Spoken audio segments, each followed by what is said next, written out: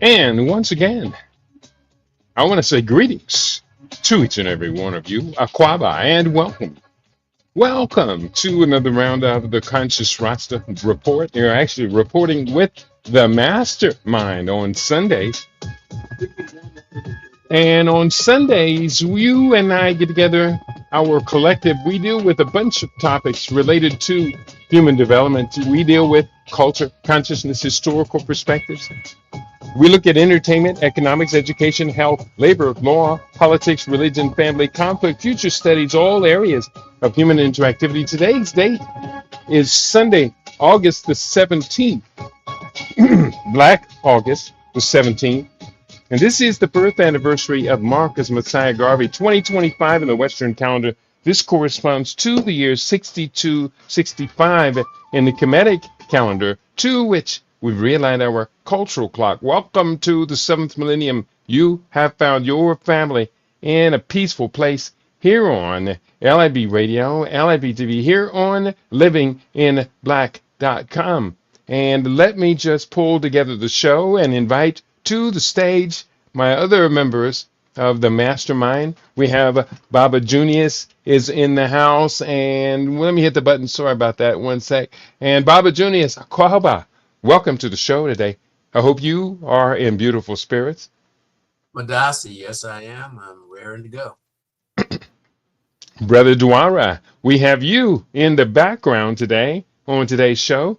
I hope you are in beautiful spirits as we commemorate, celebrate Black August and the birth anniversary of Marcus Messiah Garvey.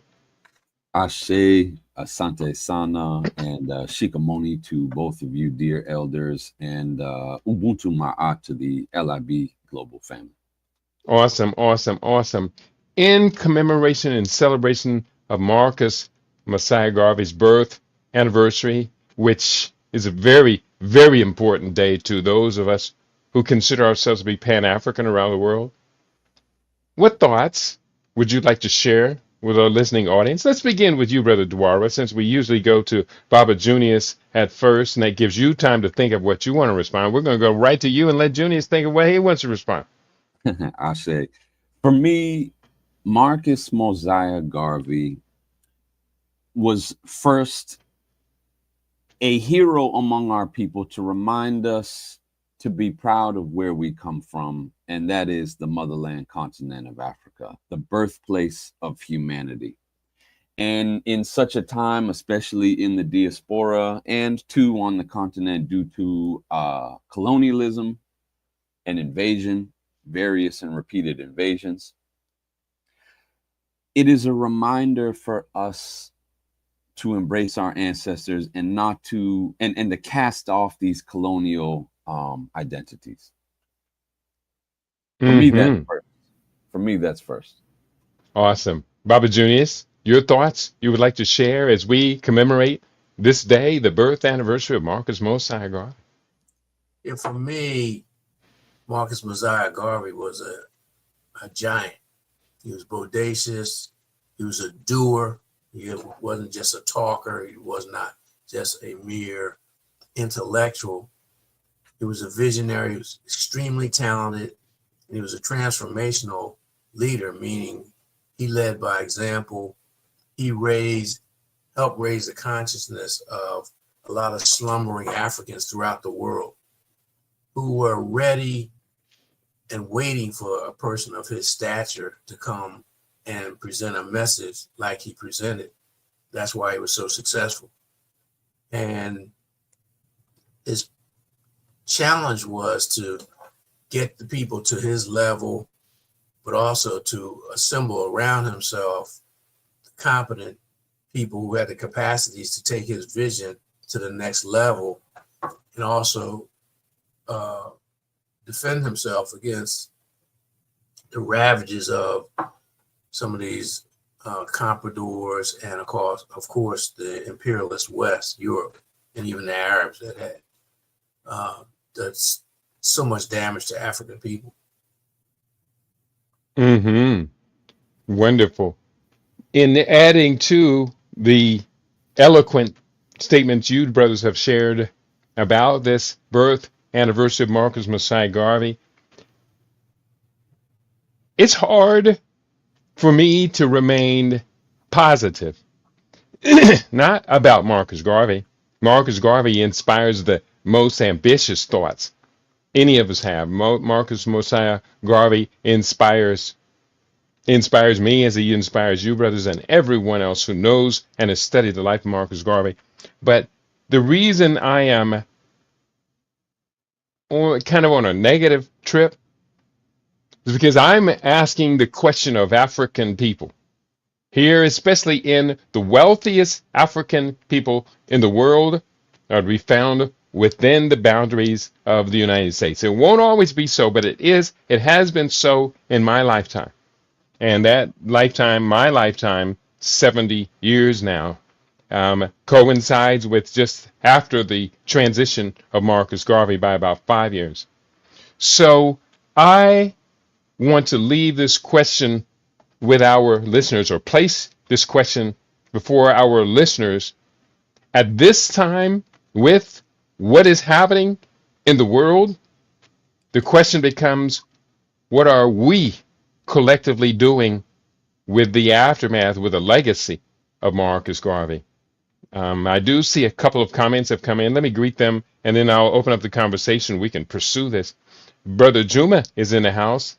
Happy birthday, Marcus Garvey, and Hotep, Kitty, and the Mastermind panel.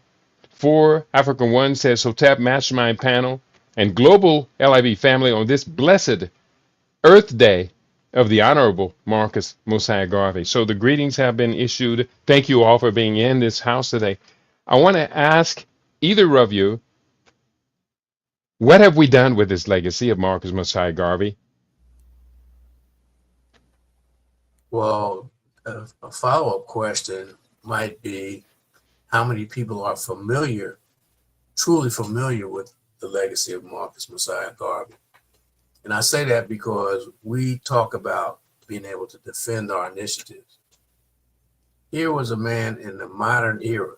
Now, yes, we can go back to ancient times, ancient Kushites, Nubians, Kemet, various empire that existed, but coming out of colonialism, or in the midst of colonialism and imperialism and apartheid, oppression, here's a man who stood alone, was able to gather and galvanize people who were relatively dispossessed and oppressed and suffering from impositions of alien culture.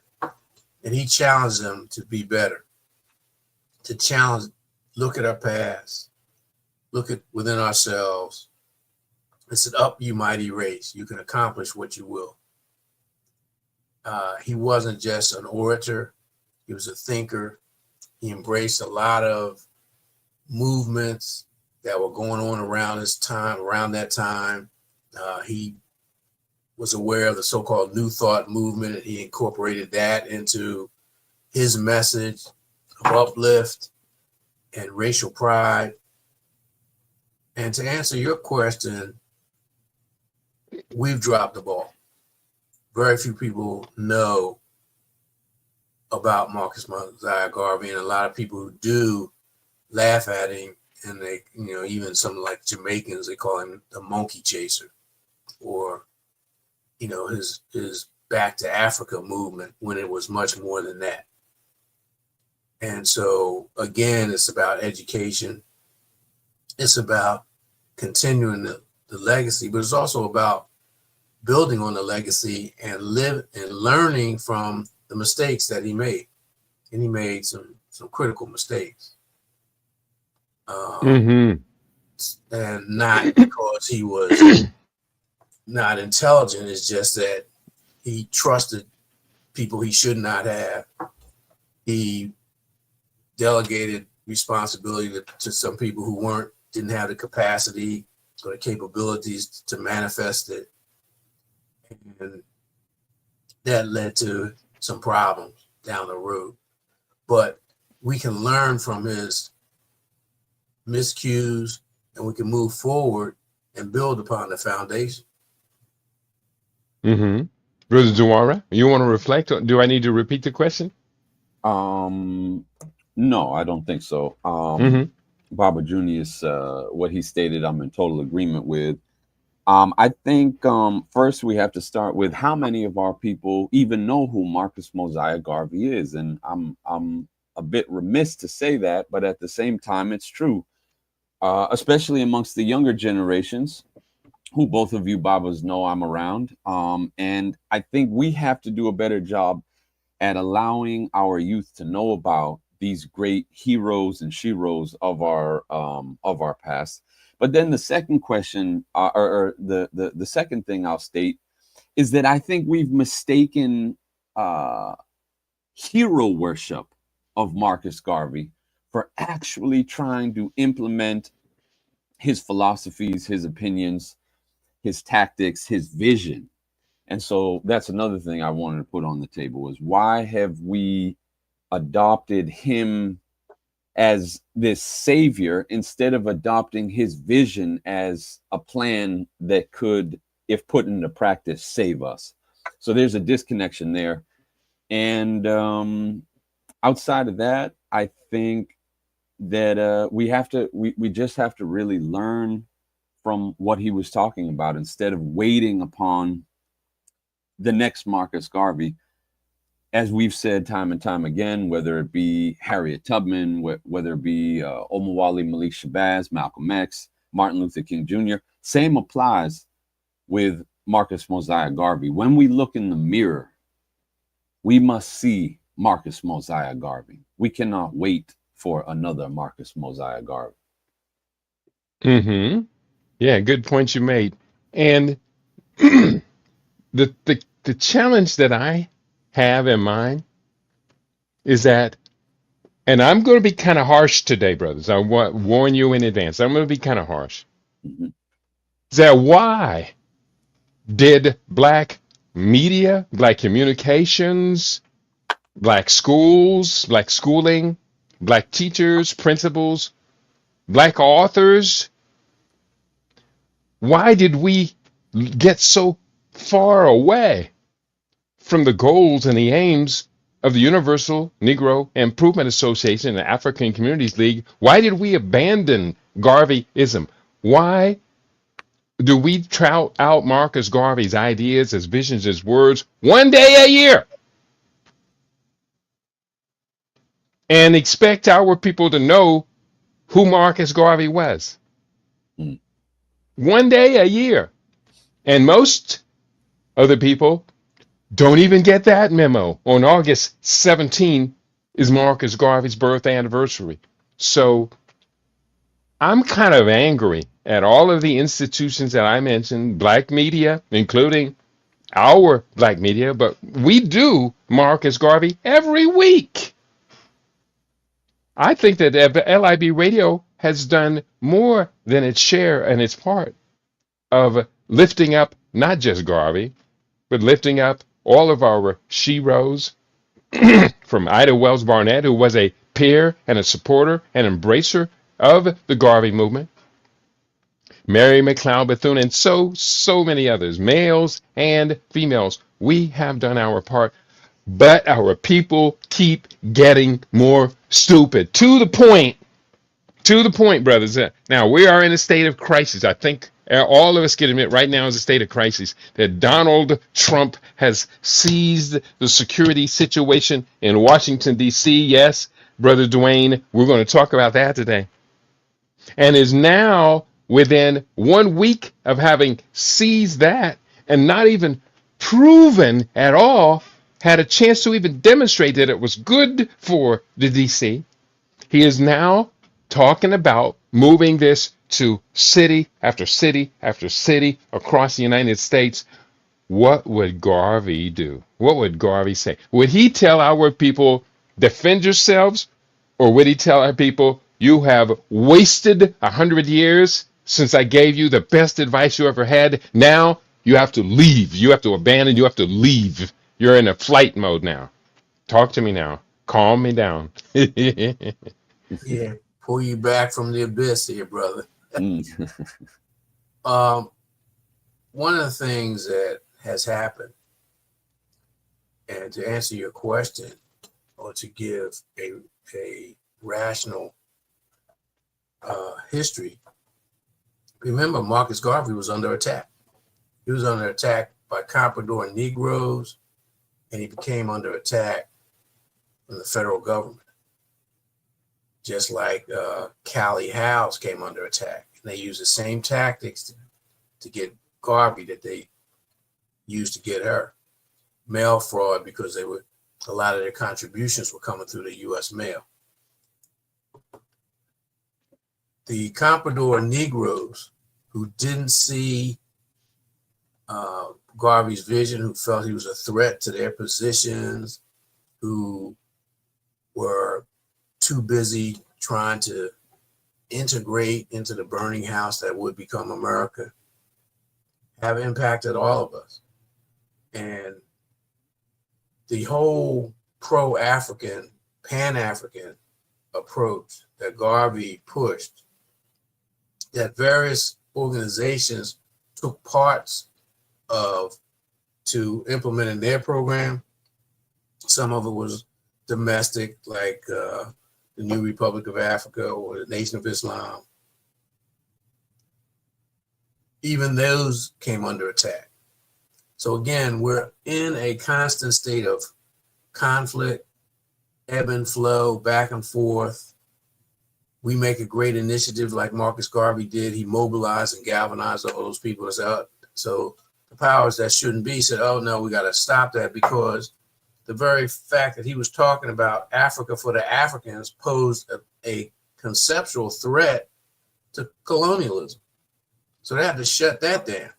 They had to shut down the fact that he was reaching out and making linkages to the Caribbean, from which he came, to Europe, to Africa, and North and South America. That had to be shut down. They saw a greater, they being the Europeans, Urugu, saw Garvey as a greater threat than the Negroes did, because they were just worried about their own position, their own influence. The Urugu saw him as a threat to the global order, as Amos Wilson pointed out in his essays. So I say all that to say, those are some of the reasons why we're in the state we're in. And it's been ongoing. It wasn't just COINTELPRO. They didn't just shelve, they attacked Garvey and all the other leaders who came up, whether they were radicals or whatever, just because they were posed a threat to the order. And then when it started to catch on fire, when I would say in the 60s and 70s, mid 60s and early 70s, when Garvey was more renowned and known and people were reading his books, The Philosophy and Opinions of Marcus Garvey, The Lessons of Marcus Garvey, it's Garvey and Garveyism, et cetera, that had to be shut down because it posed a threat to the order. It was major mental decolonization. So they had to move on that. And again, we're in a situation, and you talk about it all the time, game theory. We're not even aware that there's a game going on. We're so passive and so pacified and ossified. We don't even know there's a game/war going on. So they look around and see all the collateral damage, which is us, and think that's the norm. The sickness, the dysfunction, the disorganization, the disunity. And they say, oh, well, that's just the way it is. Brother Dewara, please respond. I think that Garvey, one of Garvey's main messages was self-reliance and self-sufficiency. Check. I think that we have bought into the illusion of acceptance of our being accepted by our historical enemy, and all the trinkets and flashy things, all the shiny accoutrements, etc. And we have been deceived yet again due to that reality. With that being said, those of us that do follow the vision, the core tenets of what Garvey was espousing, I think Garvey today would advise us very strategically to have some backup plans. Now, you, Baba Kiti, and ancestor Baba Kamal Kamban, I say, praise be his eternal name. Ashe, have long advocated for our people to get out of the cities. Did we listen?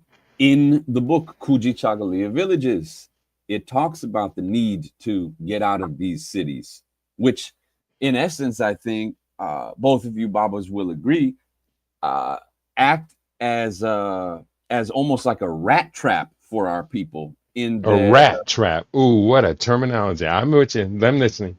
Mm-hmm. And so from what Baba Junius has highlighted and spotlighted with the 15-minute city and the smart city and urban, how urban planning is manifesting these days. You can also tie that in perhaps to Agenda 21 with the UN. And these cities are being set up in such a way that 25 years ago, there were signs, there were indications of an increasing police state. So what you mentioned with Trump is just the continuation of that growing police state, and it's time to get out of the cities, y'all. And if not just the cities, have a passport, travel, have a backup plan. Get dual citizenship somewhere if you can. And again, we've also been advocating, and I've been advocating for younger people to have a Pan-African marriage. Marry someone from another country, and marry an African from the continent, so that you have a place that you can retreat to if need be. We have to be more strategic, and that's what I want to highlight about Garvey is Baba Jr. so eloquently stated, Garvey was a doer. And in doing, he didn't just act out of haste. He was a strategical thinker. He understood game theory. He understood the culture war that was being waged upon us. And so that was part of his initiative with the Black Star Line. And although it didn't fully get off its feet in terms of being fully implemented, Garvey had a set of strategic plans. And this is the other thing, my last point that we often miss is Garvey had a lifestyle plan as well. I remember watching this PBS documentary on Garvey. They said he woke up early in the morning. He didn't drink. He didn't smoke cigars, which was very popular at the time. He committed himself to reading and writing at a certain point of the day for a certain number of hours. He was an extremely good-charactered and self-disciplined, self-controlled man. And there are lessons that we can learn from just the way he lived his life as well. But yeah, I would advocate that he would advise us to have some strategic plans. And right now, is from where I'm sitting and the limited vantage point that I have, Kuji Chagalia Villages, in my opinion, is one of our great hopes. I'm going to read through the messages that have come in. They have naturally a bunch of messages have come in. I'm going to get right through them. Queen Mother Kashiba, Hotep family. I like to watch and listen to black men of your stature, and as I am so proud of you. Rise up, people, and listen to our very intelligent brothers. Brother Ed L. Mack joins the conversation. Grand rising to the LIB radio family. Dwayne is in the house. Garvey warned us. How do you guys feel about DC? And we're going to switch to that topic here very shortly. One sec. Queen Mother Kashiva, also, I wish every black writer would add an addendum to his or her book and write a summary of our magnificent heroes, such as Marcus Garvey, John Henry Clark, etc. Wonderful idea. Continuing, for Africa, I think too many of our people lost confidence in ourselves as a collective. Queen Mother writes once again, Marcus Garvey had a newspaper which I read as a child. My parents knew about him. I was too young to understand this. And I'm going to have to take a second here and break away. I'll need you to take over, Baba Junius. I'll be right with you. One sec. Mhm. Okay, our viewers and listeners are very astute. They have vast experience. There's a wide range of ages and experiences and information.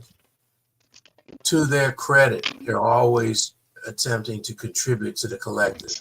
Very few people, or at least Keedy doesn't, maybe he filters them so we don't see them and get bogged down with them.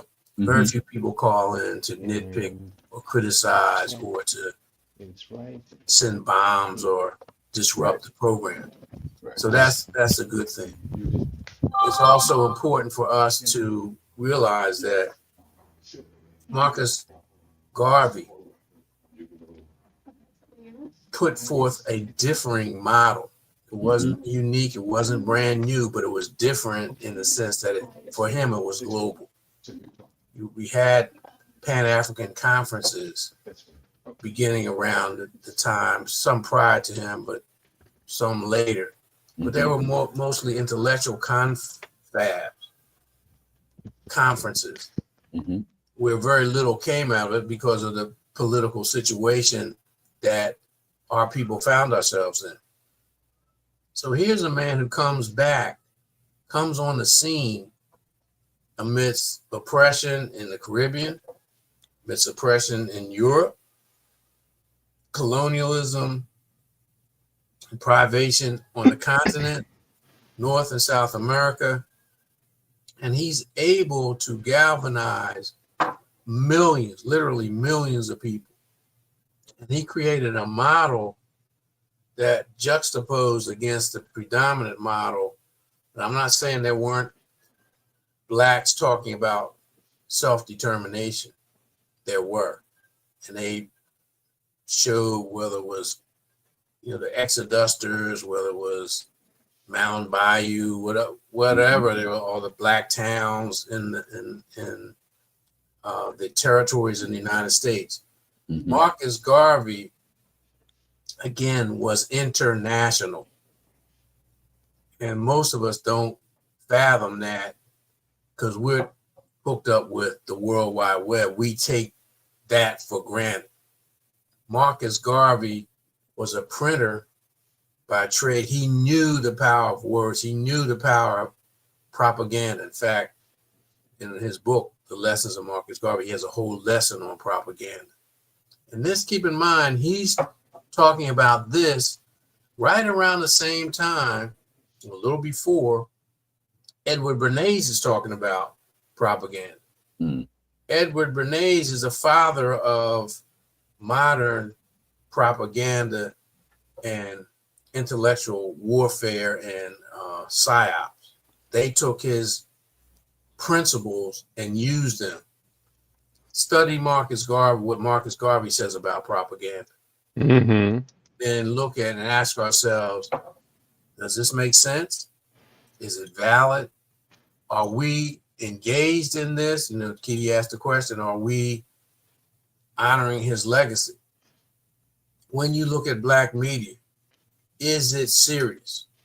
Does it reflect the seriousness and the bodaciousness of a Marcus Messiah Garvey, where he had a newspaper that was circulated all over the world in several different languages? Not only was it around the world, but it was translated in several different languages. That's how insightful he was. And so again, his model was self-determination versus the other model of depravity and dependency that the colonialists and imperialists had set up as part of their world order. So just by speaking up, number one, he became a threat, but number two, because he was a doer and he was starting initiatives on the continent in South and Central America and the Caribbean, he became a threat because he was a doer to that world order. that dependency, depravity, decadent world order that they wanted to impose and foist upon the world. And so he became a major threat. And so we have failed. We've dropped the ball in honoring him, other than some kind of superficial cult hero kind of thing. Right. We don't learn the lesson.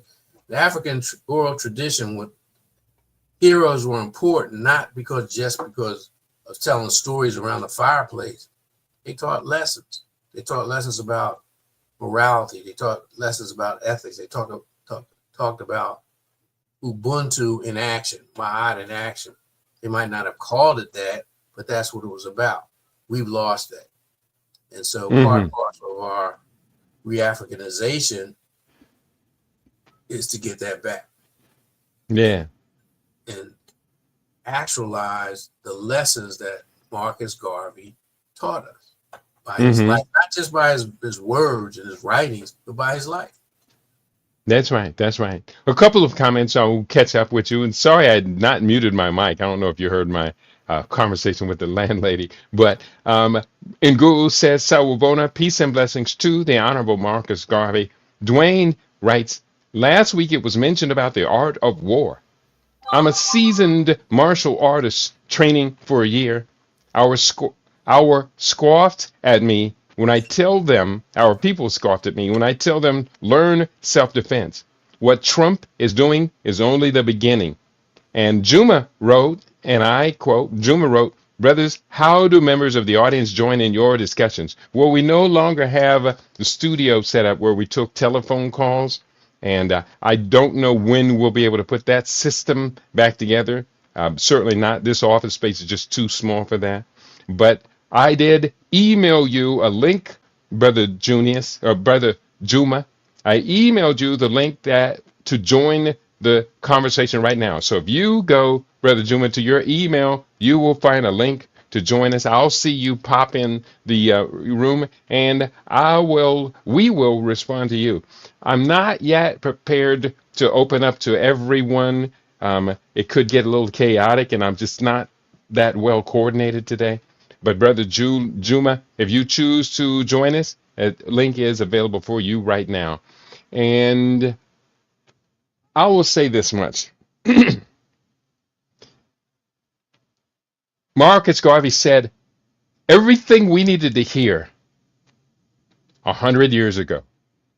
I believe that to be true. He said everything we needed to hear to organize ourselves, get ourselves together 100 years ago.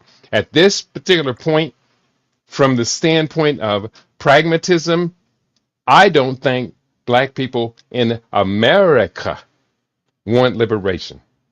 I personally disagree with you if you do choose to. I will be open to your disagreement. Black people in America want consumerism. They want the fanciest car that they can drive. They want fancy weaves and extensions. They want what they call the shoes, the fancy shoes for men. I can't remember what you call them, but they want they want their gaiters, and they want a different suit for every pair of gaiters. Black people want consumerism. They want to get high. They want to drink Crown Royale. Black people they want to eat steak and lobster. Black people will sacrifice everything vital to their individual and group survival to consume more and higher quality and be closer to the standard of consumption that a small percentage of rich white people enjoy. That's what I'm putting that on the table. If anyone disagrees with me, please do talk me out of that attitude. I'm not going to disagree with you. What I will say is it's not just they want the lifestyles. They have embraced the mindset, being comatose. They have this anti-intellectual bent in our community. Look at Black media today. How serious, and I asked the question earlier, how serious is Black media? Look at the black newspaper. The same thing that Franklin Frazier, Franklin Frazier, talked about in Black Bourgeoisie. Same thing that Amos Wilson talked about in Black Power, where he looked at what Dr. Frazier said and then brought it up into the 1990s. Here we are in the 2020s, and that model still exists. Entertainment, athletics, superficiality, nothing serious, and more promoting dependency. And that's what consumerism is, really, because we don't, and see, I could see if we were producers and people were consuming what we as a collective created and produced, we don't produce anything of any high caliber, not for the most part. So we're really we're the guinea pigs in what Aldous Huxley described in his follow-up to Brave New World, where he talked about people actively embracing their own enslavement and servitude. That's where we are now. The rap group, I heard him interviewed yesterday on a radio station. The rap group Fishbone. Does anybody remember Fishbone? They were from Southern California, kind of rap, punk, and funk all together. No, I'm not familiar with them. Same. Yeah, Fishbone they just released a new album entitled Stockholm Syndrome. Now, I have known the brothers in Fishbone for 30 years or so. They're very, very well known. And I love the group for growing up. Now, when Fishbone first came out, and it makes me laugh because Fishbone was buck wild. We used to play, our group was the Reggae All-Stars, and we used to back up a number of artists traveling, etc. But we would play some local concerts and conferences and things. And we recall Fishbone would be on the stage, and they would just be buck wild. I'm talking about wild as you could never imagine. Fishbone. They'd be running into each other, jumping up and down. They could actually play, but the thing was that was during the punk era, and they were kind of catering to that audience. So they've now just released a new album, and I listened to the interview, and they certainly did mature through the punk phase, and now Fishbone is at the point where their new album is called Stockholm Syndrome, where they're telling black people, you've been had, you've been misled, you've been hoodwinked. You know what I'm talking about. For me, I go back to this very profound proverb that an uninitiated man is still a boy. Baba Junius, you talked about nothing being serious. I'll add on to that by saying that oftentimes our people have a tendency, partly as a survival mechanism, to see everything as a joke. But this unseriousness, this financial irresponsibility is part of the larger consumeristic culture that you mentioned, Baba Kiti, in that the reality is that none of us, or very, very few of us, have really even reached maturity. There's a difference between growing old and growing up. And there are no systems in place for our young people to grow up. We're growing old, but we're not growing up. And so to even be able to comprehend someone like Marcus Mosiah Garvey or Ida B. Wells Barnett, one has to be mature enough to even see why that would be something that is important. And so all of this that you mentioned, the fancy clothing, the new cars, the steak dinners, the fine dining, the consumerism, that is all a product of just an absolute immaturity, in my opinion. So if we're going to look at this problem in terms of how we go about solving it. Again, I think it goes back to Kuji Chagalia villages, and Mm. I say that because Kuji Chagalia villages is what is a village? It's more than just a group of people that live together. It is a holistic healing institution. It is an Mm-hmm. education center, um, and it is a repository for indigenous wisdom that can be applied. And so, for me, without reiterating too much and without beating a dead horse, because I feel like we talk about this every week, and repetition is part of the African That's part of the propaganda. absolutely. Mm-hmm. And so I'll just close by saying that we need to figure out how to help our people mature, how to help our people get holistically and indigenously educated to the point where we're experiencing these transformational rites of passage, and that you don't just grow old, you also grow up. Mm-hmm. I want to change the topic, if you don't mind. The topic of that Dwayne did bring up must be addressed. The fact of the matter is that Donald Trump has now put a grip on Washington D.C. Used to be we were proud of Washington D.C. We used to call it Chocolate City, Mm-hmm. but and Donald Trump, he's imposing his will upon America. Step by step, little by little, Donald Trump's footprint across America is getting bigger. Robert Junius, we used to talk 2 or 3 years ago about the possibility of America breaking out in a new civil war. What do you think about the idea that these moves on individual cities are the beginning of that war? People are going to eventually get used to seeing soldiers in uniform on their urban cities and their urban streets. Well, keep in mind, remember he first did it in LA several months ago. Mm-hmm. That's right. So what we're seeing is a pattern. And he's threatening or promising to do the same thing in other urban areas. And my observation is that there's very little pushback. There's very little blowback.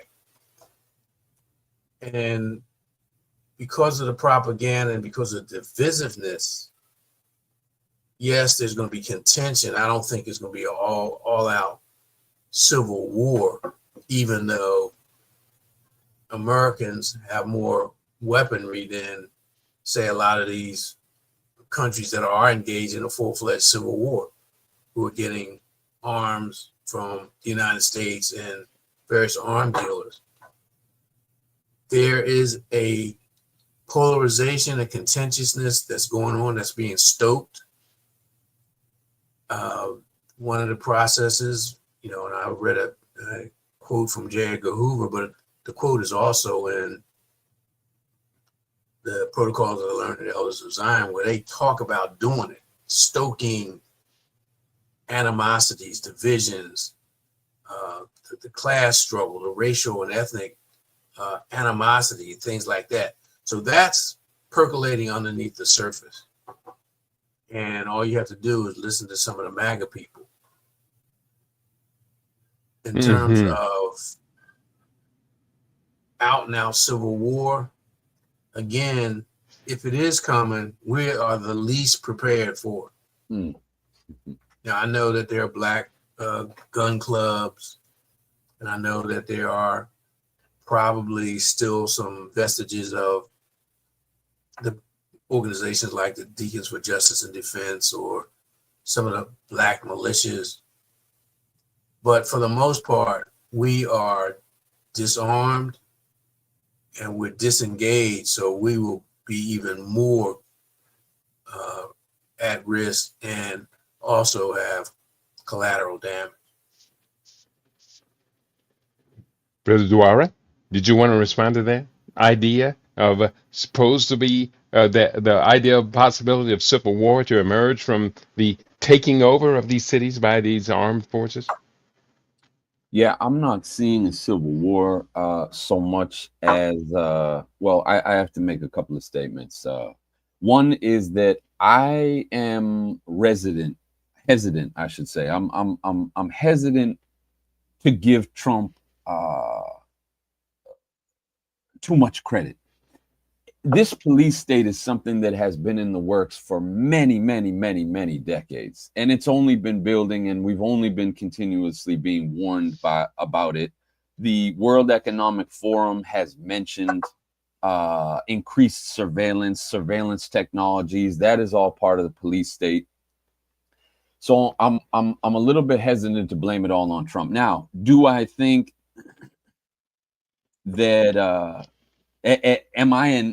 am I at all in favor of Trump? Absolutely not. I think we just sometimes give him too much credit. I think he's the face. I think he's the puppet. I think he's being used for a larger global agenda. We know that the World Economic Forum has mentioned the decline of the U.S. empire.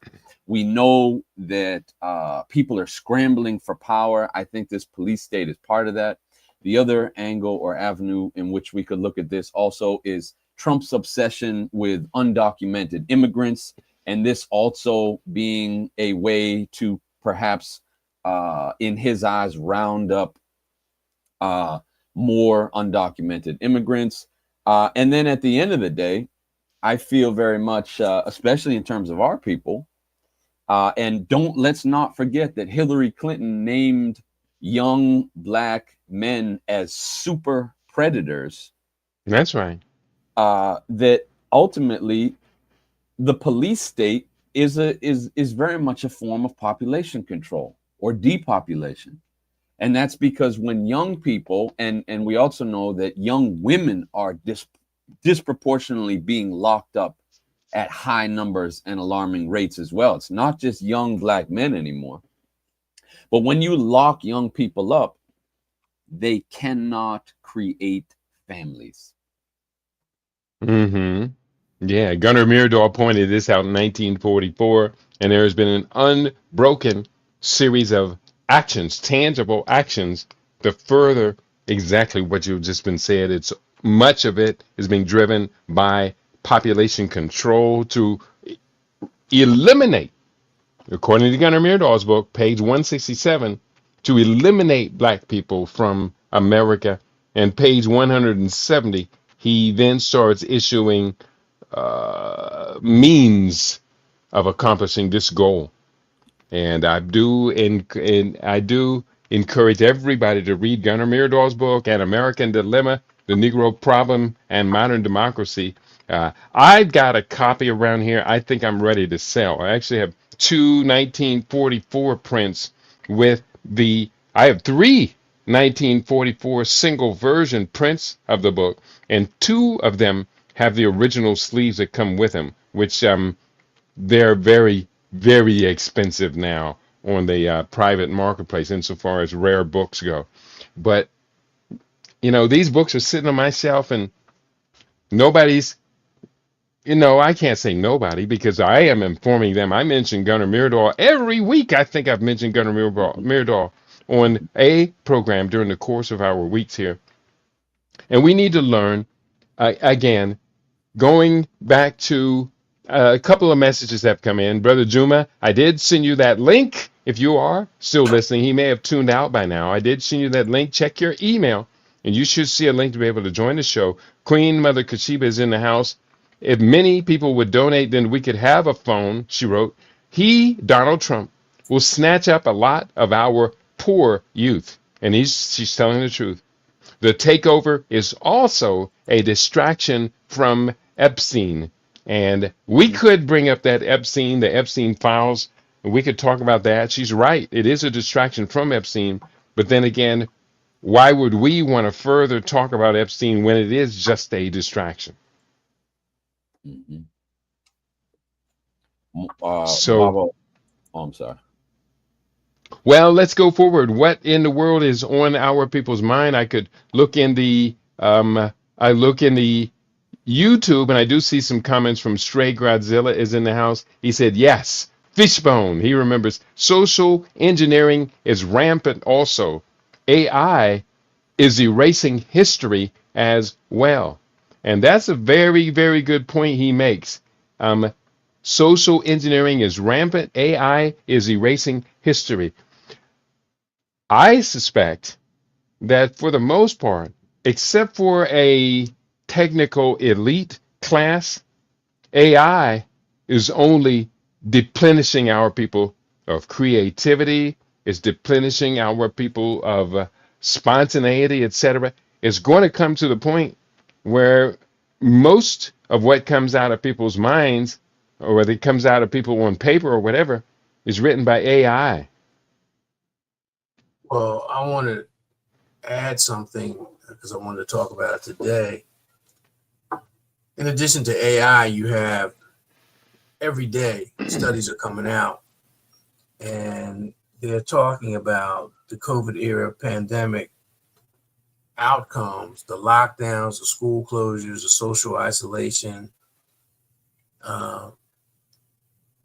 Found that pandemic era children were worse behaved, worse at solving problems. They had lower communication skills, learning disabilities, language problems, social interaction. They handle emotional situations poorly, physical capabilities. And this, you can find this at brownstoneinstitute.org. So when you couple that, as an outgrowth of these shots, which many of the children were mandated to receive, and AI, which is not only is it dumbing us down, is being used ever more increasingly to blur the distinction between illusion and reality, or fakery and a reality, which is undermining our own self-determination, our ability to make assessments and define reality for ourselves and act on these assessments and our look at reality and build alliances, relationships, and our environment in accordance with our reality. So all these things are part and parcel to what you talk about in your book, the wars, the various wars being prepared for the various levels of wars that are being waged against us. But again, game theory, we're not in the mix. We're not aware. We're collateral damage. And when I say collateral damage, look at us in terms of health. Look at where we rank in terms of all the major illness rankings: diabetes, heart, cardiovascular, cancers, mental illness, on and on and on. This is to the point where we think this is normal. We think it's normal to be obese. And we see the obesity and the ill health ravaging our communities, the mental illness that is almost like a tsunami in our communities, the lack of energy, the lethargy that's in our communities, the passivity in our communities. You talking about a civil war, we know that, say, a lot of the reactions to, say, something like the George Floyd was not organic. It was stimulated and fomented because, number one, people were tired of being in the house. They were tired of the government overreach, and they knew people like Soros and others were instigating a lot of this blowback.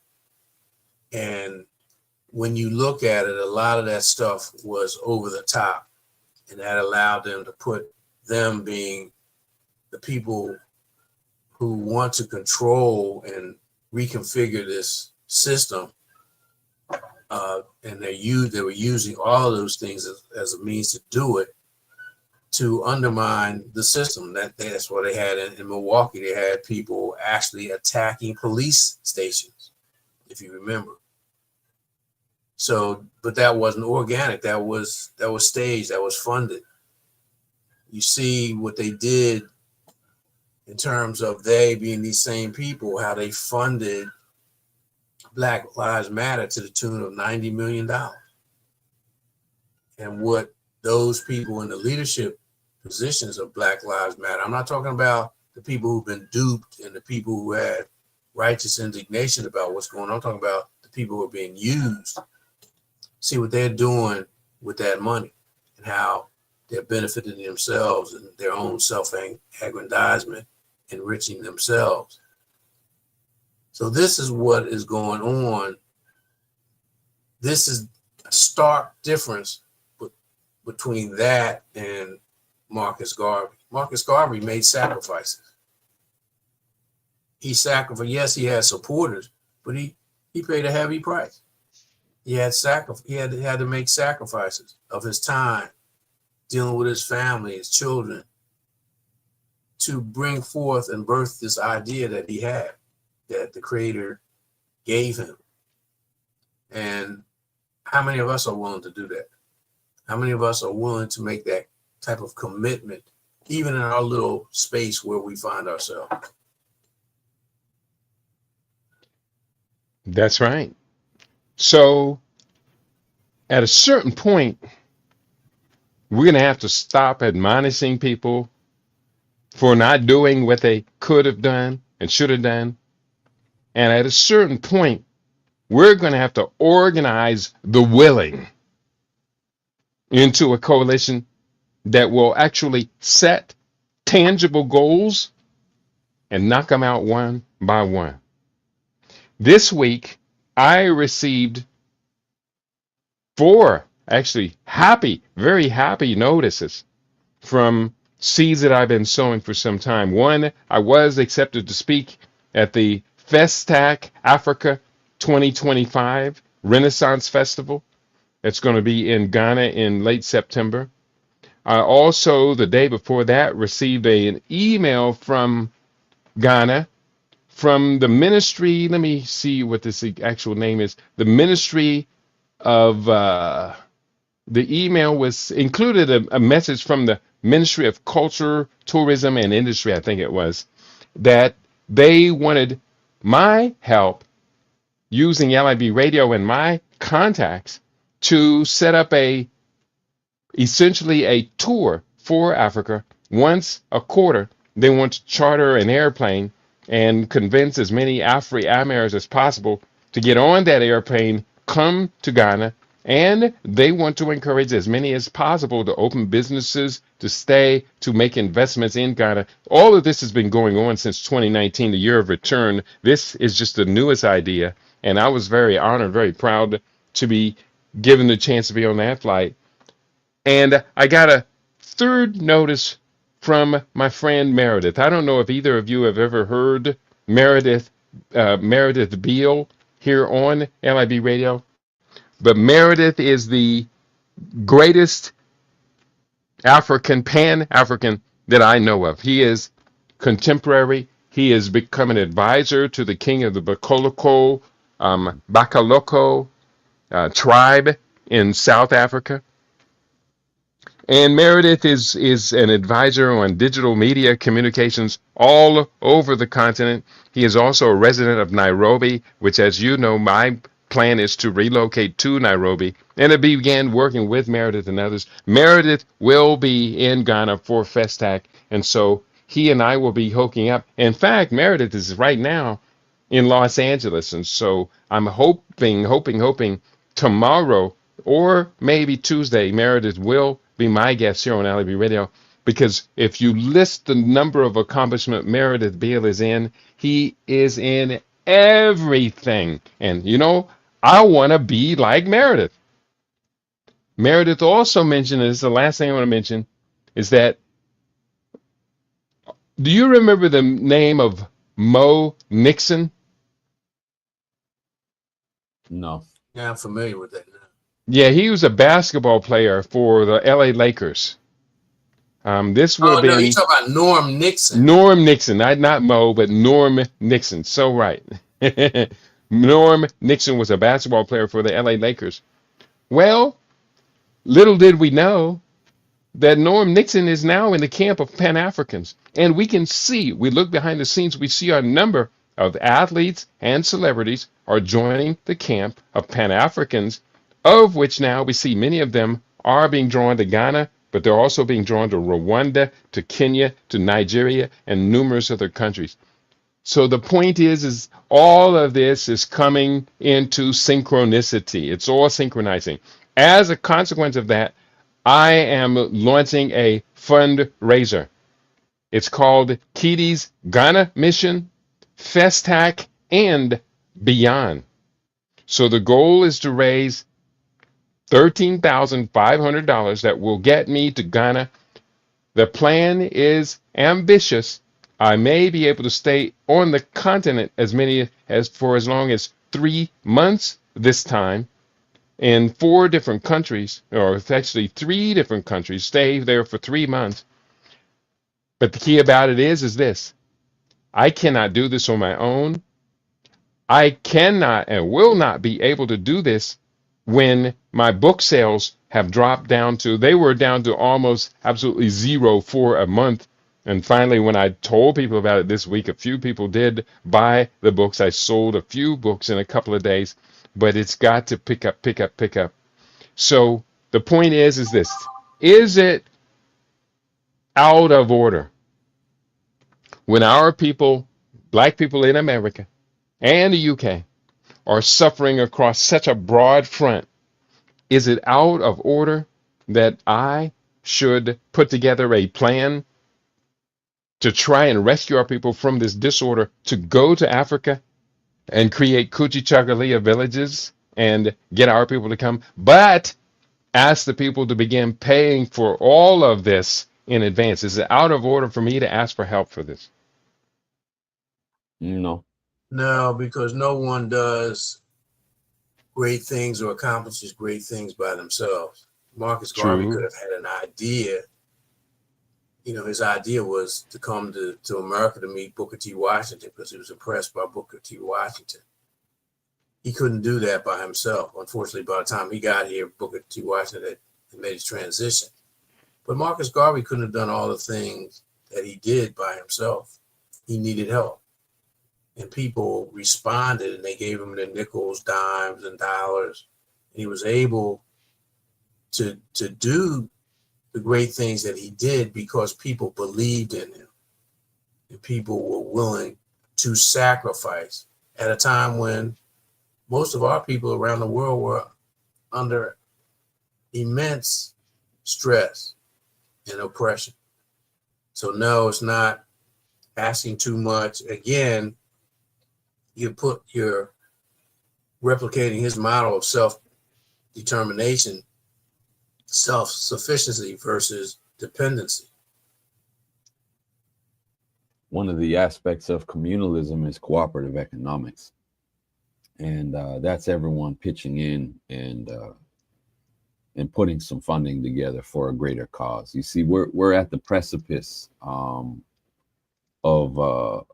falling into the abyss of this dominant culture and society of rugged individualism versus our ancestral, indigenous, traditional way of communalism.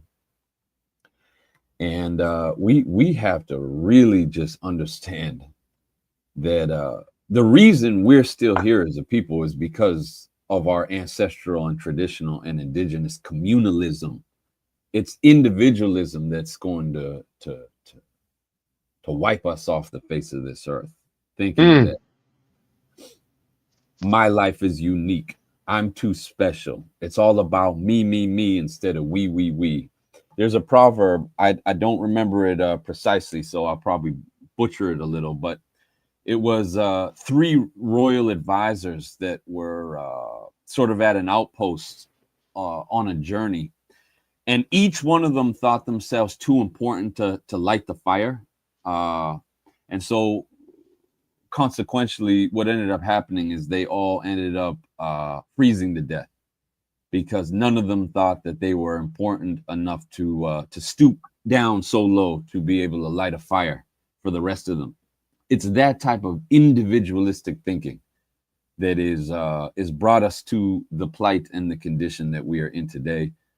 And the reason, though, that we are still here is because of that communalism, the vestiges of which we're barely holding on to as we get absorbed and assimilated and miscegenated and integrated into this larger Uruguayan Eurasian mainstream culture. So if we say we're Pan-African, we'll put some money on the table. Okay. Well, going forward, a few more comments from our chat. And sorry, Brother Juma never did show up. That's okay. He obviously has plenty to keep himself occupied. Queen Mother Kashiba asked the question: Africa News, was there an attempted coup in Mali? And from my understanding, no. That was fake news. And there's a lot of fake news going on around the Confederation of Sahel states. That's Mali, Burkina Faso, and Chad, or Niger, not Chad, Niger. A lot of fake news right now. And so we're going to have to put a double filter and confirm everything that comes out of that area. Especially, there's apparently a few different websites, and they've got very good names are on YouTube, but they're almost all fake news. I'm going to maybe do a show identifying the prominent fake news websites from Africa, and so we can disregard them. Shabaka in the house, greetings, family. When does the black leadership get their share of blame? It's almost 100% their fault. The police chief in D.C. doesn't know what a chain of command is. That's a very good question. I would add to that, where did this black leadership come from? Where did it emerge from? If the black leadership emerges out of pan-Hellenic organizations, if it has been hand-selected and hand-picked by mass media to be elected, if the Glibet agenda selects them, there are a number of things from my perspective that disqualify them to have been trusted in the first place until they finally clean up the earlier messes that these groups that I mentioned have caused in the black community. But how much of the blame should we put on this black, quote unquote, Miss Leadership class? A lot, but keep in mind, they're working in collusion. It's not just that they've been selected by the powers that shouldn't be to be compradors. They're promoted in the media. They're given prominence. They're given resources. And so it's a process of collusion and co-optation, not cooperation, but co-optation. And we see that from the very beginning of these organizations like CORE and the NAACP and the Urban League.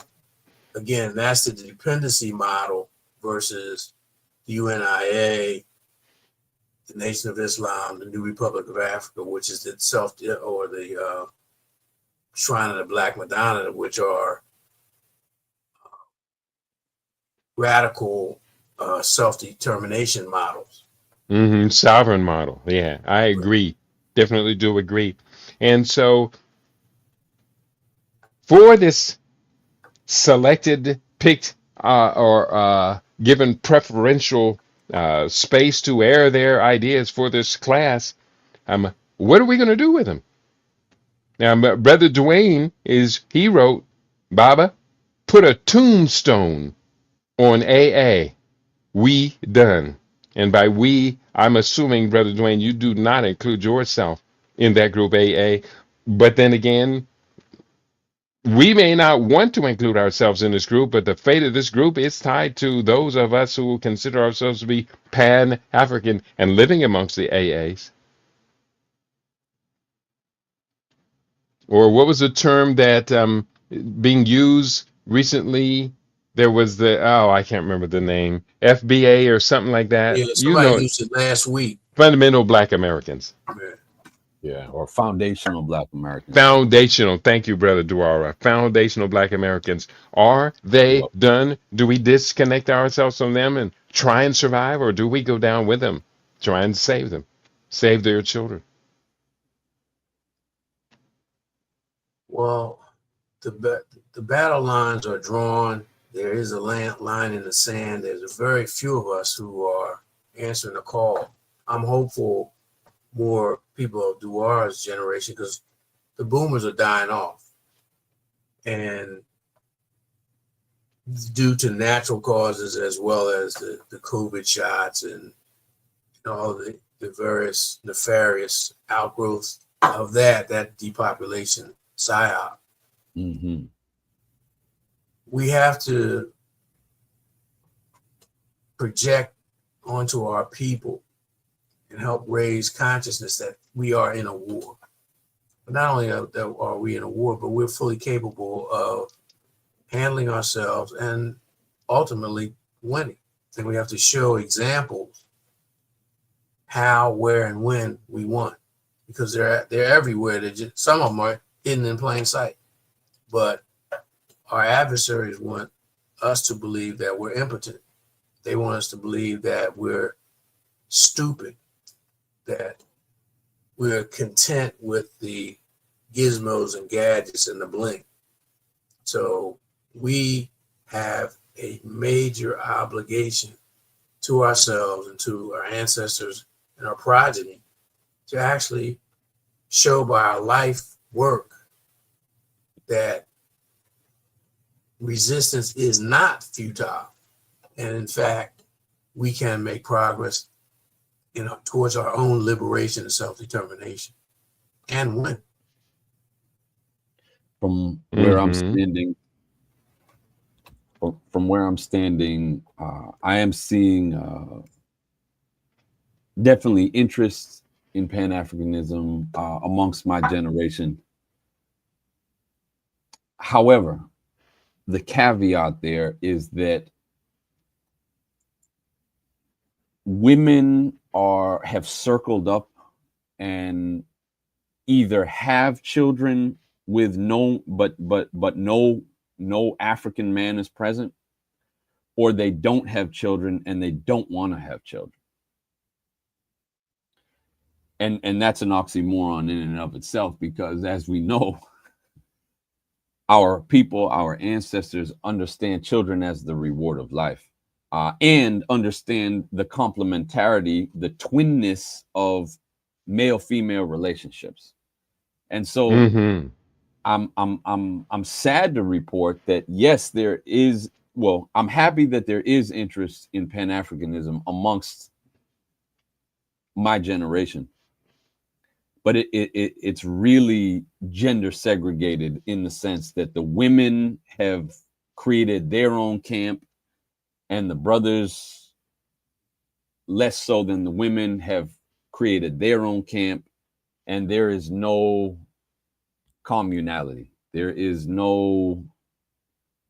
There's very little interfacing between the two, and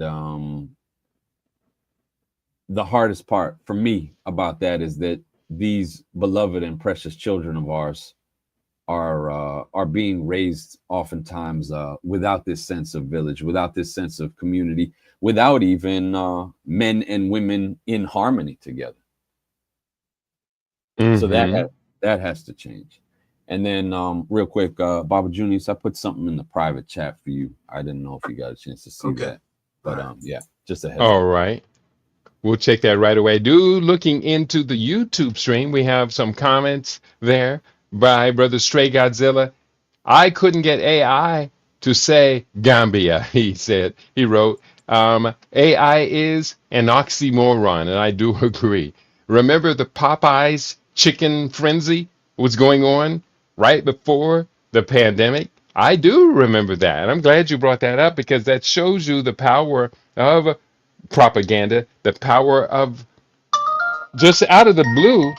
something coming up and telling us as African people that there was this frenzy among us African people that we had to participate by eating these tasty chicken sandwiches. I don't eat chicken, so I was exempted from that. Any comment about Popeye's chicken sandwiches?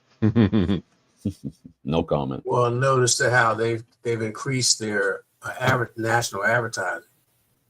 Mm. Yeah. They Popeyes loves black people, don't they? They Well, love remember there It's was at one they time love there was a rumor or they put out there that was black owned. that it was black owned, but they did use black people in the commercial, so that's close enough, isn't it? Not really. they love killing our people. Yeah, yeah. But Popeyes is, from my perspective, Popeyes is one of the great deception campaigns of a generation. I want to backtrack a little bit.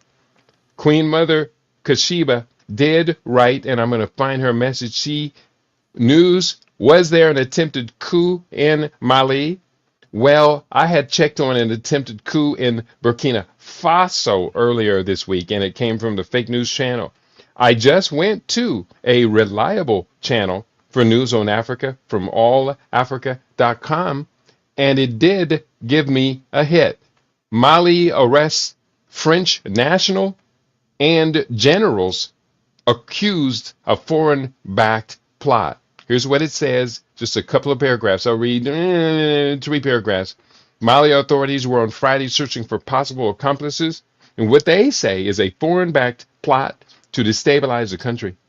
This follows the arrest of a French national suspected of working for French intelligence services, along with several Malian soldiers. In a statement read on national television, Security Minister General Daoud Ali Mohamedine announced the arrest of what he described as a small group of marginal members of the Malian Armed Forces for criminal offenses, military personnel, and civilians, with the help of foreign states, want to break up the rebuilding of Mali. And the article goes on, it continues, and I did put the link up on the Rumble page. I put it up on the YouTube page. I'm put it on my Facebook page as well. I was unaware, and normally before we go on the Falcon or the Mastermind, I will go to Africa, allafrica.com, and look for the major headlines that we should be talking about. Hmm. And so that's that story. Anybody else have any other major stories that are happening to African people around the world? I mean, there's just so much. It's almost as if we are in a state of overwhelm. There's a story in All Africa about Trump places tariffs on 20 African nations. And this is not new. I think it's about a week or so old. And it gives a list and the amount of the new tariffs. They give the list of the tariffs in April. And they give the list of the most recent. So just giving a sample, Algeria, Libya, South Africa, new tariffs are 30%. Tunisia is 25%. Most of the other ones are 15%. That includes Angola, Botswana, Cameroon, Chad, Cote d'Ivoire, DRC, Equatorial Guinea, Ghana, Lesotho, Madagascar, Malawi, Mauritania, Mozambique, Namibia, Uganda, Zambia, and Zimbabwe. They're all 15%.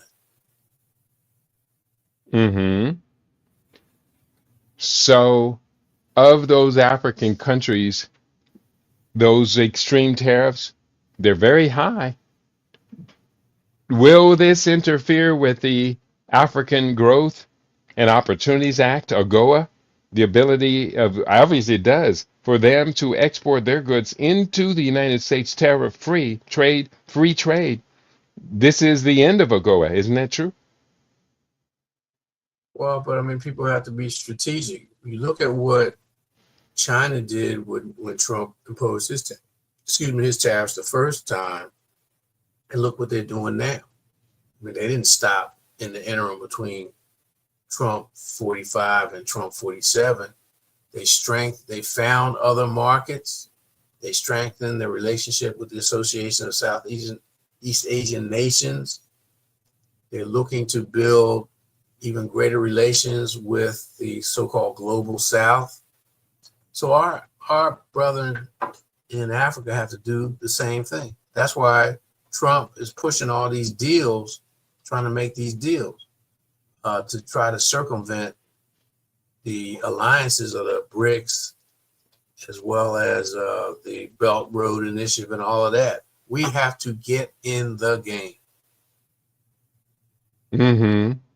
But again, the AGOA Act was very specifically a free trade agreement that allowed African countries free access to the United States. So in essence, these tariffs from Trump are the nail in the coffin of AGOA. We still do have the African Continental Free Trade Area, which ultimately to me is far more important than AGOA. We still do have that. Yet then again, America is the biggest consumer market in the world at this time right now. It won't always be so. It's going to be changing between here and 2050. But between here and 2050, how do African nations replace whatever income they had been getting from America? The USAID income was cut off. Now is the free trade income from these African nations cut off? Of course, there are many markets around the world.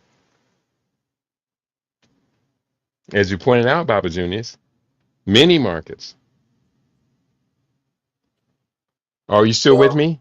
yeah, I hear you. But I just think we have to be aware and push our brethren to look beyond. And as someone said, think not outside the box, but think as if there is no box. Yeah. Dwara, are you still in the house? Yep, I'm still in the house doing a little Okay. research in the background, but yeah. Okay. All right. Anything you find that you need to talk about, you just bring it up and we'll be right here with you. Uh, I will say this much. Afriamers, AAs, as Brother Dwayne said, can step in and fill a void, the void that's there. I personally think that we should step in to fill that void to the best of our abilities. But here's the thing, unless our leadership tells us what to do, our people don't know what to do to begin to operate as a large enough block of consumers to be able to sway the larger markets, to sway capitalism, which I believe most AAs are capitalists or signing on to capitalism. They may not know what a capitalist is. In fact, they're not capitalists. Let me take that back. They're not capitalists, but they do love capitalism so much that anything the capitalists say is good for them, AAs are going to say that's good for me too, boss. Mm-hmm. Are we sick? Yeah, but we've been conditioned and brainwashed to be that way. Can we uncondition? Can we unbrainwash? Obviously, theoretically, yes, but is it possible that we will uncondition or unbrainwash? Well, it comes down to us as a group is to woof them. What's in it for us? Mm-hmm. We do. What's the incentive? What are we willing to sacrifice in order to accomplish that? Because the message that the Urugu is giving to our people is resistance is futile. Mm. It gets back to the old plantation. It goes back to European history where they would flog somebody or behead them in the town square or Tower of London or whatever, then make everybody come and watch. They transposed that over here to the so-called New World in North America when they punished somebody or they sodomized, they broke the buck, so to speak. They called people and made them watch. They make us Mm-hmm. watch when somebody gets demonized, but they also show us when somebody like a Snoop Dogg or somebody else like that is rewarded and incentivized to become quote unquote mainstream and get into the mix. Mm-hmm. And they're rewarded and they're allowed to continue until they can't, or they're not, until they fall out of favor. So we have to know how the game is played. Mm-hmm. Yeah, we definitely do need to know how this game is played. There's a question from UK from For Africa One. She asks, do African nations have the capacity to be trading with each other instead of other nations? Yes, I would say yes, but it's not going to happen quickly. Africa is food dependent. Africa has the capacity with enough unused arable land to bring all of this land into production and create enough food to feed 12.9 billion people. The planet has 8.2 or up approaching 8.2 billion population. So Africans could theoretically feed everyone on Mother Earth. Why? We ask the question, therefore, is Africa still dependent on food imports to be able to feed its population? So as long as that equation is in place, the answer to your question theoretically is yes. But why is Africa food dependent? It's because they're not producing enough food. Where are they going to get the extra food? They can't borrow it from, they can't get it from those other nations that are also food dependent. Certain nations like Uganda and Kenya, Nigeria, South Africa, and a number of others, Zambia, are capable of feeding their own people, but they're not yet doing it. So there are a number of different gaps that we need to step in and close those gaps. If Africa can feed itself, then Africa can be a dependent upon itself for other produced goods. They make cars in numerous African countries. They make everything from airplanes to Cell phones. pencils and everything. And trombones too, you say? No, yeah. Well, I don't know about trombones, but definitely drums and cell phones. I think Rwanda makes a cell phone, I believe. And Nigeria has a cell phone as well. Yeah. So Africans are moving very firmly in that direction. We're proud to announce that. We do our research, but Africans are so far away from it. And what is missing is that African American, they are missing in action. AAs have all of the patents necessary for Africans to become a great exporter of finished goods. Why do AAs withhold their patents from going to Africa, saying, we have the patents, you have the resources, you have cheap labor, let's get together and let's build a financial empire that will astound the world? Didn't Marcus Garvey give that as his instructions 100 years ago? Right, and Marcus Garvey set the example for trade, the Black Star Line, because he knew we needed means to distribute, because that's always been our problem, distribution. Mm-hmm. We could produce things, whether it was movies, records, grow food. The thing was, how do you get it to other markets? Getting back to, we have to And start. again, let's be clear. Marcus Garvey began to set that example, but the Black Star Line never was able to get to the point where it was shipping commodities. Right. No, but I mean, when we look at that initiative, we study it, we see what went wrong, what happened, and how can we use those lessons in this modern era? I'm saying let's go back. The great African communities, the inter-tribal or inter-ethnic communities, as well as quote unquote nations traded with one another because they had surplus. First and foremost, they took care of their own needs. They were able to grow crops to sustain themselves, and the excess that they had, they were able to trade, where they could trade other things, other items or commodities for other people, whether it was up and down the Horn of Africa, trading with Asia, or across the Sahel, or north-south trade. And I'm saying that our people have to get to the point where we can sustain ourselves. Imperialism and colonialism imposed on them that monocultural type of thing, where they were forced to take all their energy and effort to work on the plantations and prioritize the crops that the Europeans wanted. So you had various plantations.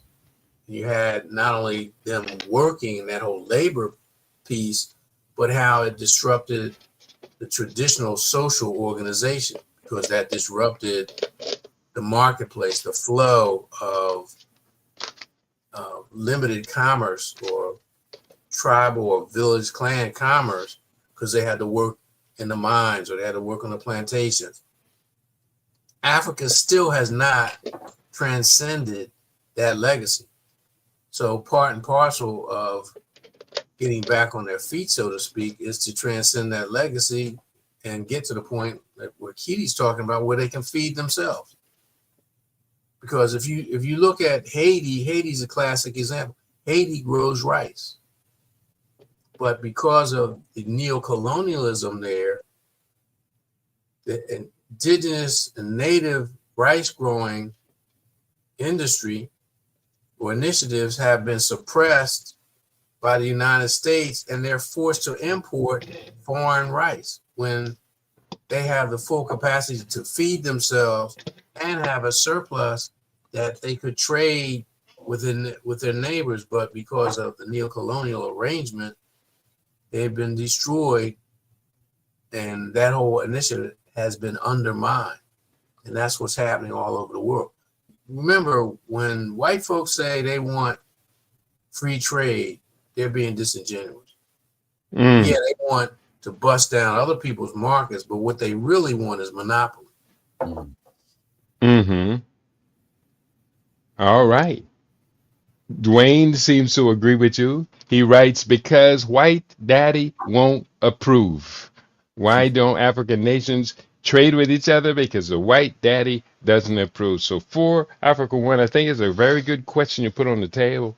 It's a challenging question. It challenges our very notion of independence and sovereignty. Our womanhood, our very manhood is being challenged by the world's operative capitalist system, of which, as you say, Baba Junius, Urugu has other intentions other than us.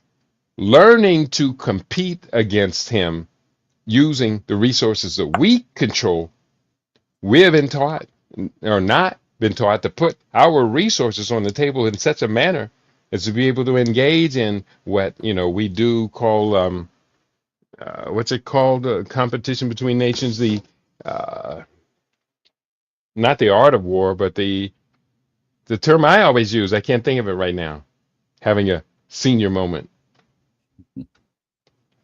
It's called. I'll think of it in a second. Yeah, but in general, it's called commerce. Trade and commerce. But yeah, we're talking about game theory. We're not doing game theory. I had to reach for my book. I have it on the table right here. And we're also, this entire month of August, we have been conducting an emergency fundraiser. Now, I have just added to that emergency fundraiser. I need to and want to go to Africa in about less than a month to be able to begin the process of opening up the door at a much, much larger scale at the invitation of our African brothers and sisters, as well as our own people's demand. I want to go there, so I put up a fund drive, a GoFundMe fund drive. But right now, I'm the only contributor to that GoFundMe fund drive. Now, some of you do contribute to LAB Radio, LAB TV, and our broadcast, and that is all greatly, greatly appreciated. But when it comes to game theory, we got to understand game theory. Otherwise, isn't it true that we lose by default? Lose horribly by default. But again, within the context of studying Marcus Garvey, as I said, he took the self-determination model, self-sufficiency, the self-initiative, self-actualization model to another level, to a global level. And he posed a threat to colonialism, imperialism, and dependency. And that's where we find ourselves in a dependent state. That's what, Marcus Garvey said. He looked around the world and said, where's the black man's government? Where's the black man's leadership? Where's the black man's empire? Looking at a time of European empire that is relative as, they were accelerating it at a relatively rapid pace during his era. Because remember, it took them several hundred years to subdue Africa. One of the reasons the British stopped the slave trade was so they could penetrate Africa and get resources and do domestically to the Africans what they were doing to their own people in terms of labor. In Europe, they were serfs, whereas on the African continent, they wanted to turn them into domestic slaves. And when you study, there's a book, E. Franklin Fraser's Race and Culture Contacts in the Modern World. I don't know if it's still in print, but when you get that, being a sociologist, he looked at colonialism and imperialism. He broke it down and how it impacted the family, how it disrupted the native culture and imposed this alien work relationship, owner, laborer, slave, and this not only just a social disruption, but an environmental disruption, and how that turned the flow of wealth from domestically into moving it outside. And most of, just like what happens in our community, most of the money leaves. Mm-hmm.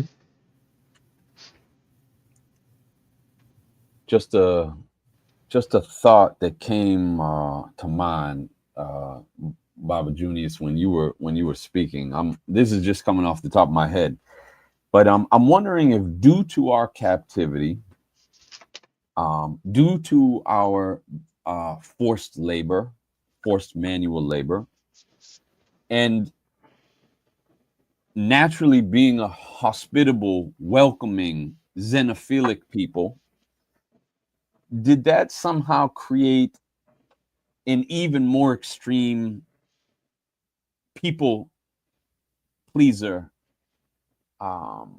in which we are so busy expending our energy to make sure that everyone else feels comfortable and feels good and is okay and is not threatened by us? By and large, there will always obviously be exceptions, but that we have shot ourselves in the foot, so to speak, to not even be able to be in a mindset today that we even see the value of what you mentioned earlier, Baba Kiti, seeing the need for liberation even at this point. And I'm wondering, do we call upon our great African-centered psychologists to to help us understand this better, if what I'm theorizing is possible. That, as Dr. Naeem Akbar said, our people know nothing about self-care. So conversely, have we become the world's biggest people pleasers? Well, one of the partial answer to your question is we've been conditioned not to make Urugu feel uncomfortable. Right, right.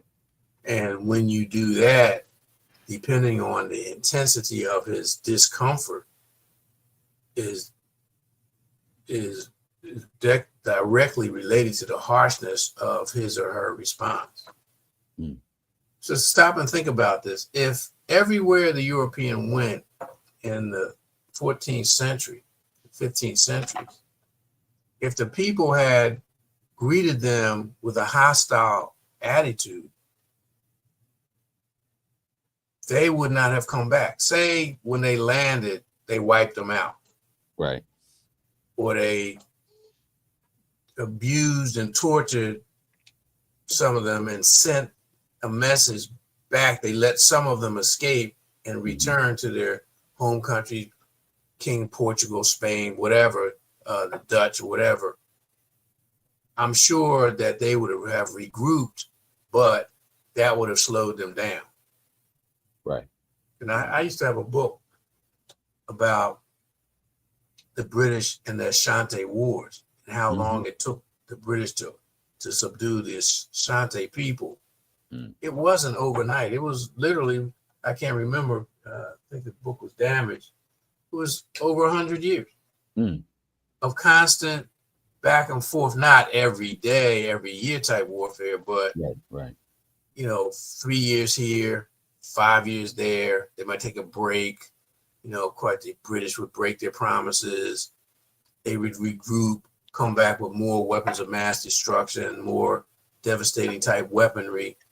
And because deeply melanated people and spiritual people, we don't have the concept of creating these type of weapons. Yes, we had weapons. Yes, we knew how to make spears and bows and arrows. We knew metallurgy way before the European. And like we mentioned last week, the Chinese had black powder, exploding powder. They used it for ceremonies and rituals and festivals. It took the European that mentality, that mindset to say, hey, I can use this as a weapon. Whether it was Nobel or Alfred Nobel or the DuPont people, because they did the same thing in colonial America. That's where their wealth comes from. Not necessarily being botanists and chemists, but from coming up with dynamite and TNT and all that kind of stuff. Yeah, no, that's deep. Catherine Austin Fitts talks about the Omni War and how it's the weaponization of everything. Everything this culture touches turns into some sort of a weapon of mass destruction or mass distraction. Yeah. Have they been consistent to a particular set of goals, a particular direction? Or are they, Urugu, are they further wandering around, bumping against the walls, bumping their head, this and that maybe we just need to just hold on, hold out, conserve what we have, and outlast Urugu's evil intentions? Well, I maintain, and I was in an organization years ago, 50-some years ago, and their message was that Urugu is getting worse. And we see that. We see their dependency on their technology. Everybody has technology. Primitive people have technology. But it's how you use it, how you develop it. And so once you understand the nature of Urugu, everything that they touch fits that consciousness. The fact that they're a dishonest and disingenuous people, that consciousness, everything they do. That's why, our Native American brethren said, white man speak with a forked tongue. Mm-hmm. Doesn't mean that every white man on this planet is disingenuous, but their leaders are. Right. They have to be. And the culture promotes and supports that Yep. disingenuousness. No question about it. As opposed to Ma'at, which talked about Guru Ma, true of word, Right. good character. Whether, and the Native Americans and the Pacific Islanders, they all had their versions of that, because they understood peace and harmony were the best ways to govern, the best ways to exist within your family, because the family was the basis of everything, within your clan and your group. And am I saying there weren't conflicts and weren't wars, and some of them were quite hellacious? No. The conflict is a part of human nature. Ma'at, you're talking about balance. Mm-hmm. When we talk about justice, we're not talking about punishment. That's Yoruba. That's an eye for an eye, tooth for tooth. That's not what the Africans were talking about. We're talking about reconciliation, getting back to harmony and balance. Mm-hmm. Mm. And you mentioned Jeruma, which I think also translates to self-mastery. And you're making me think that the people who are impatient and who are the culture of haste and destruction, instead of spending time, or in their eyes, wasting time on self-mastery, they thought it better to try to master other people and other things. Well, you talked about patience. The lack of patience, when you juxtapose patience with indigenous people, Aboriginal people, we talk about government. Consensus is the most cumbersome form of government, because you have to include everybody.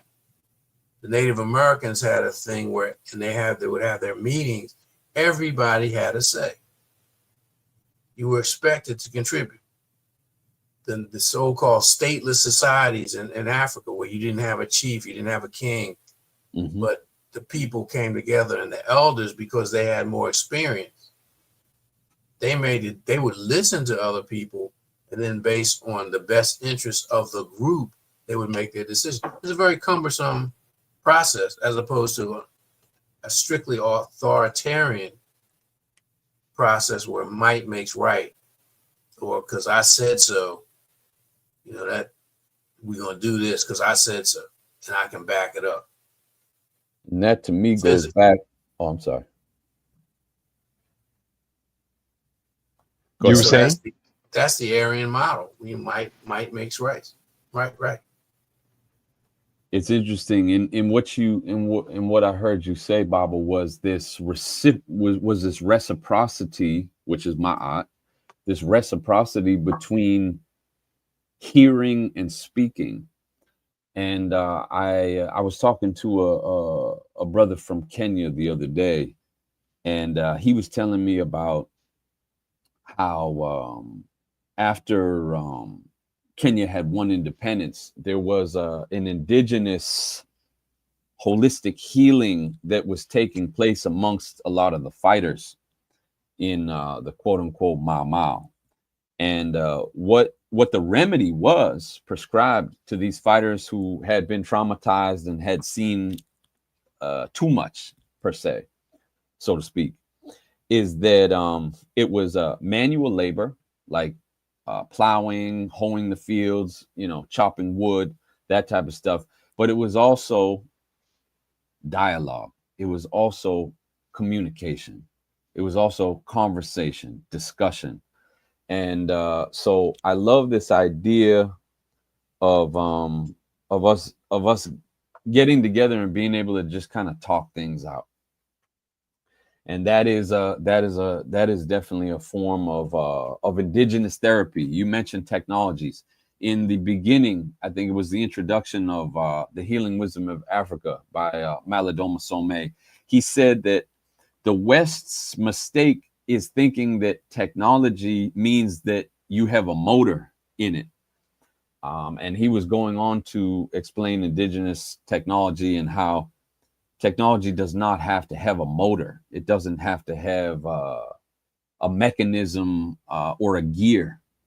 And our ancestors' understanding of technology was very much spiritual, as we've mentioned on here before. And not only was it spiritual, it was holistic. It had to take into consideration everything. See, the European, because of his linear thinking, was primarily strict left hemisphere processing. Mm. He can come up with an idea and he can have a plan, but it tends to be narrow-minded, myopic.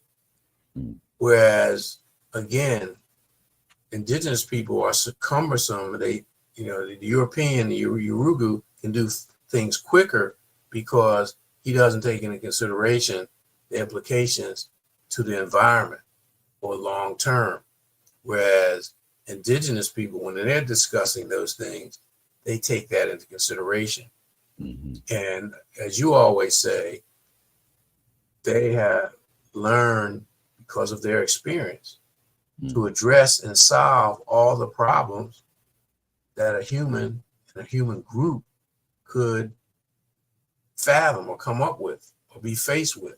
Mm-hmm. And that takes time. It took time. It was primarily, yes, it was through intuition, divination, Mm-hmm. and consultation with the ancestors, Mm-hmm. but it was also through the process to bring everybody along. No one got left out unless Right. they chose, unless they were a renegade and they chose not to come along. And then, if I may add to that, observation of nature, I think Yep. is part of it. And then, and you mentioned this as well. I'll say it in a slightly different way. Is I guess just these long, drawn out conversations in which everyone was able to share, and therefore new ideas and solutions. Even our problem solving was understood in the context of Ubuntu, in that there was no one person that was thought to have the only answer. That's where the proverb, no one person can embrace the baobab tree, and wisdom is the same way. No one person has all the answers. It's the collective. It's the community in which everyone is sharing, and that's how things are. I'm struggling of how to say it. I can only say it kind of proverbially, but you get what I'm saying. Yeah. I mean, it's a fundamentally different process. Keep in mind, one of the things that we're reluctant to admit is that most of the things that we were taught through the education system are not true, or they're just the ideas of a one select group of people. Just for the sake of what they talk about, they cobble together this thing about democracy. What they really mean is group participation. Mm-hmm. Benjamin Franklin and a couple of other Europeans learned that from, I think it was the Iroquois. They taught them about that. They didn't have any real models. They talk about the Magna Carta and the way that the empire was set up. They could have the House of Lords and House of Commons and all. That really wasn't their history.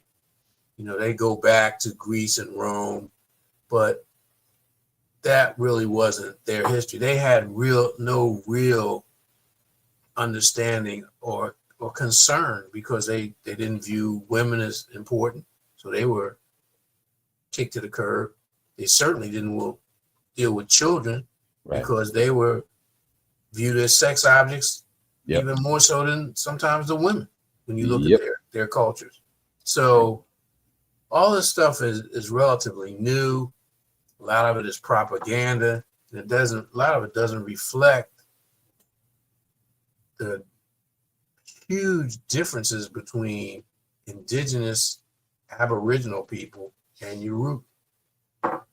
Because when you look at non-Aryan Europeans, they tended to before the coming of a lot of the Germanic tribes and all of them, they tended to have had influence from Africa. So they worshiped the feminine principle. They tended to be less aggressive. Yes, when you start seeing the Eurasians coming in at a certain time, whether it's the Dorian Greeks or then later the so-called barbarians when they take down the Roman Empire. Prior to that, when they were influenced by Africans, because civilization moved from the south north and spread out, they tended to have similar beliefs about femininity, life, almost a sacredness of life. Once the Aryans started coming in, all that stuff went away. I'll say. Well, we're nearing the end of the program. Still, I kind of go back to this question we asked at the beginning of the show. Where are we going with all this? Where is this leading to? Are we witnessing the end, the fade to black phase now that I had predicted in August 2020, that this is what I predicted, that we had firmly gone into this fade to black phase, and the evidence is all around us. And I laid out as much evidence as I could in the book. Personally, I'd like to think not, but then again, it's hard to fight against the facts. The facts are African Americans are suffering the worst statistics to impact any ethnic group in America, especially when it regards to health, and that is largely voluntary. The idea of talking about vegetarianism and veganism to someone who absolutely refuses to give up the meat, to the point. One of my best friends, brother, I love this brother. This brother's so good. He's so down with it. But he was married, and he's no longer married. Well, I guess technically he's still married, but she's gone rogue on him. He had come up with a system. He and I worked out a system to where nutrition saved her from a long extended period of bowel, etc. But she said she couldn't deal without her meat. And I just found out yesterday that 3 months ago, she had a kidney transplant. And it's not the only case. I am literally telling people, you have the option here.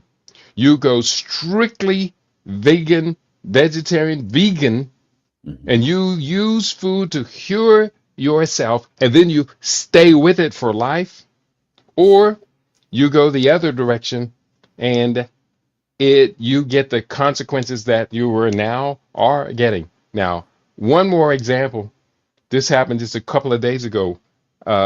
Some brothers that I'm going to be working with, and the brothers are Armenian, came by because one of them was suffering from diabetes.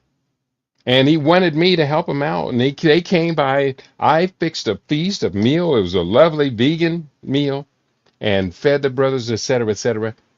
Then I heard from my brother yesterday, the other brother who had tried to help his wife. He called me and he said, Keedy, can you come up with a daily menu to tell blank what to eat for meals? Because if you don't do that, yesterday, the guy had a hamburger. He went out and ate a hamburger, which is exact opposite of what I spent time telling him. Given the evidence that this food will save your life, our people reject it, Brother Duwara. Yeah, I mean, there's an Ethiopian proverb that says, give people wise counsel and advise them. If they do not listen, let adversity teach them. Harriet Tubman equally said that not everyone's going to make it. You can't lead a horse to water. You can't make it drink. You can lead a horse to water, but you can't make it drink. You can lead a man to knowledge, but you can't make him think. And so in my own personal experiences and in my own entrepreneurial endeavors, I have committed myself to only work with people who want to help themselves. We cannot, unfortunately, help people that don't want to truly be helped. In their desperation, they may come seeking advice. That doesn't always, unfortunately, mean that they are going to take it. And all we can do is offer life-saving information and continue to do it. Someone out there somewhere is obviously benefiting from this information. I myself personally have benefited over the last 20 years from this information. That's why I'm still around. And that's Mm-hmm. why I still engage. And that's why I buy your books and read your books and buy your books to give to other people. Yeah, that's all we can do. I feel like Baba Junius has mentioned several times of us just being that messenger and continuing to spread that word. And that's why we're here every week to constantly beat that drum in communication to our people that there is another way. LIB. Mm-hmm. Yeah.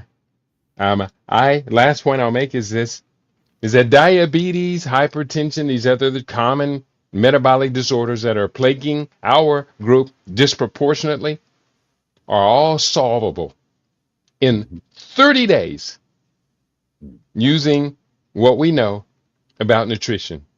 To all of those out there and listening in the audience who are struggling with high A1C and high blood pressure and all of that, I said 30 days, you can solve it permanently.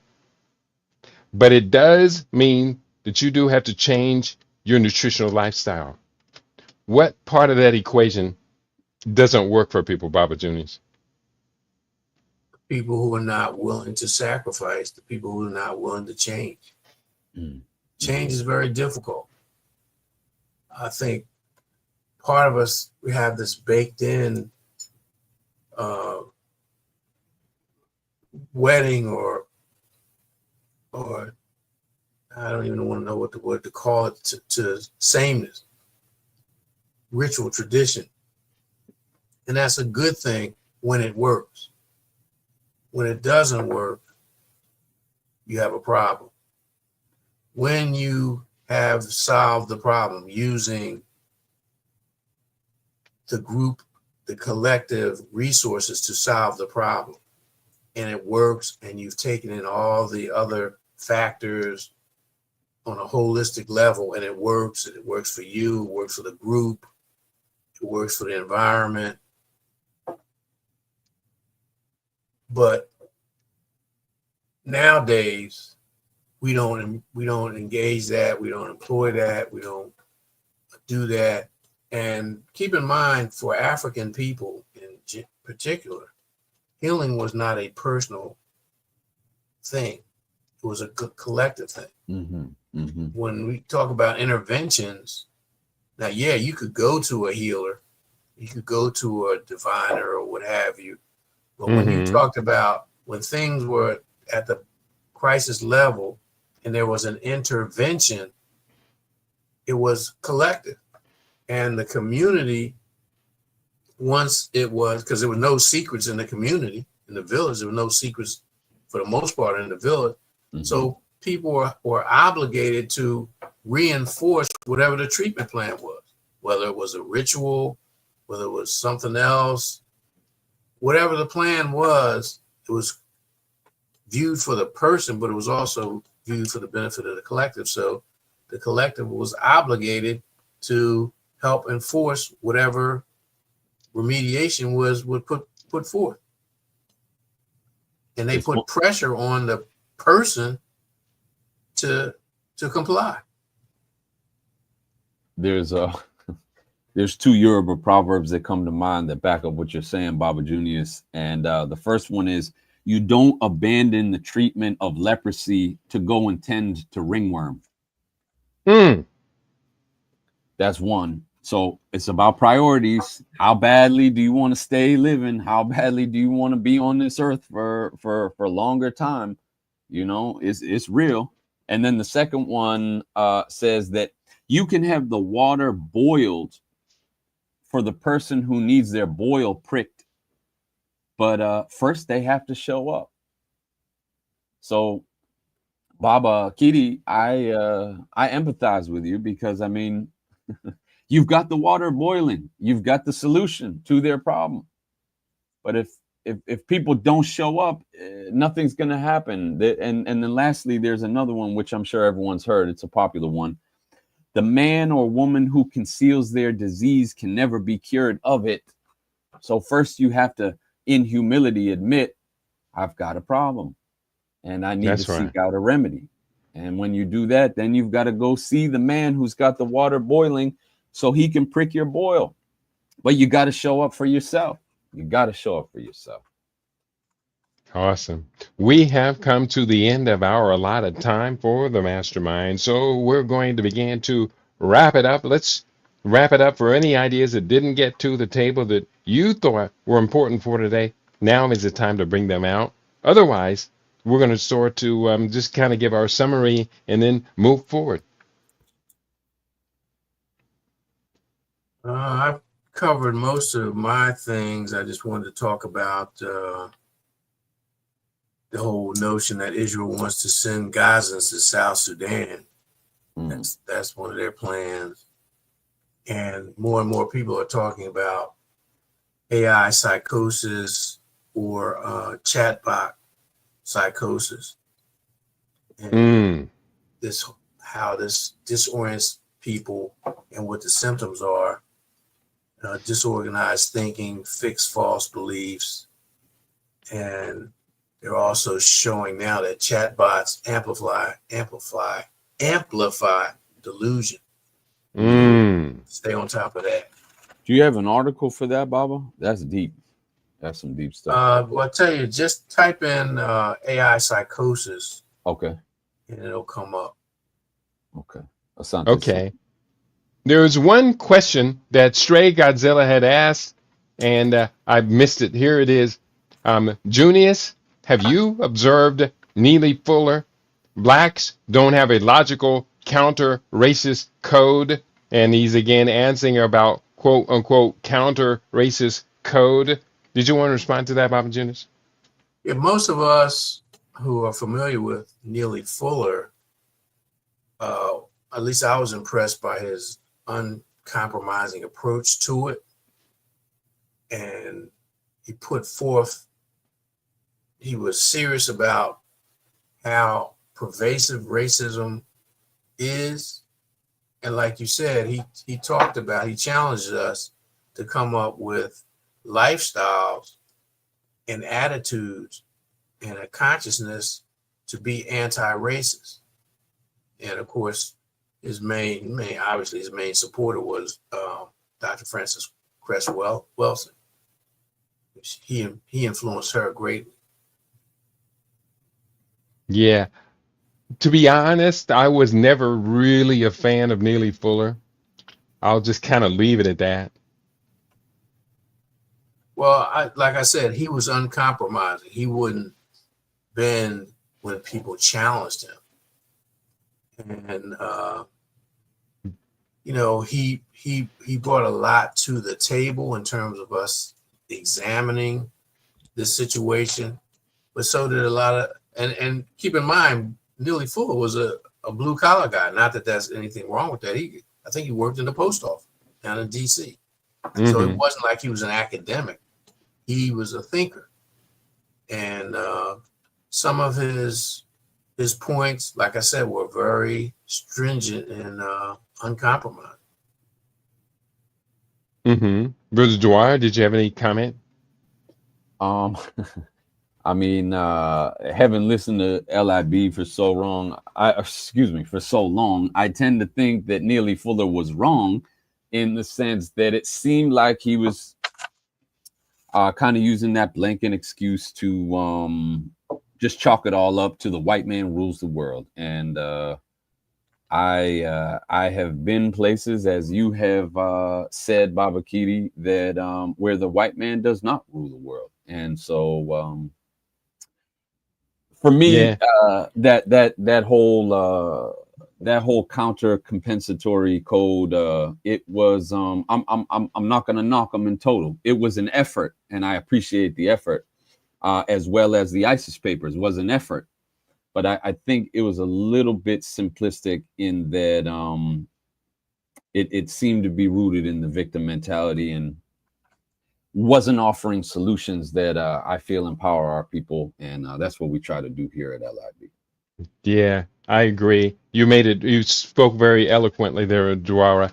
And I will say this much to add to that. When I heard Neely Fuller come out aggressively and say, we ain't Africans, I ain't no African, we are not Africans. And when he denied, he never did acknowledge the existence of Marcus Garvey. I never heard Neely Fuller or Dr. Welsing, for that matter, ever mention Marcus Garvey. I was no longer interested in what they had to say. But with that statement, I ain't no African, we ain't no Africans. If you ever want to end a relationship with me, say that. I say. I know you two brothers, Baba Junius and Brother Dwara, would be the last persons on the planet to ever allow such nonsense to filter through your brain and come out of your mouth. Well, No need to dwell on it. No need to bang on it right now.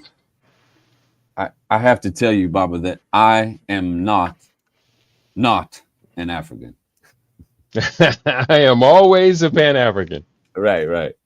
That's right. That's right. Don't confuse people by putting that double negative in them. They make them think too hard. Well, the funny thing is, according to what's the brother's name, Lorenzo Turner, who was studying the dialect and the anthropologic, the linguistic anthropology of the Gullah Geechee. The double negative is actually an African holdover. The double negative is an Africanism. Yeah. That makes sense. I ain't no is a double negative. Exactly. That is a very Gullah Geechee thing to say. That is very true. Good point you make. You're so brilliant, Brother Dwara.